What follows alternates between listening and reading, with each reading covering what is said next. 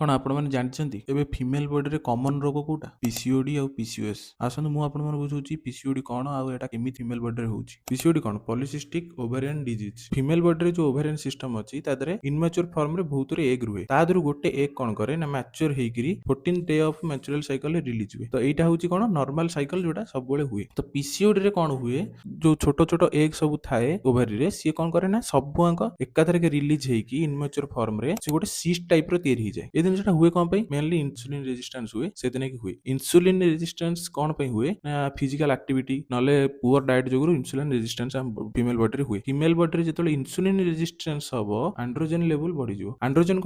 होउची गोटे male sex hormone female body रे बढ़ले कौन हबो एंड्रोजन हार्मोनल इनबैलेंस हबो एंड्रोजन बढ़िले हार्मोनल इनबैलेंस की कौन करे फीमेल बॉडी रे ना एक्ने फेशियल हेयर ग्रोथ हो वेट गेन ए सब देखाए क्यूरेबल चांस होउची लाइफस्टाइल मॉडिफिकेशन हो नल डाइट प्रॉपर्ली और डेली एक्सरसाइज प्रॉपर्ली ए सब जोगुरु क्यूरेबल चांस अछि एटा रहला पीसीओडी विषय रे आ गोटे वीडियो रे डिस्कशन करिया पीसीओएस विषय रे ए वीडियो को सेही मानकु शेयर करो जो माने पीसीओडी विषय रे जानि नांती आ फॉलो भी कर दियो फॉलो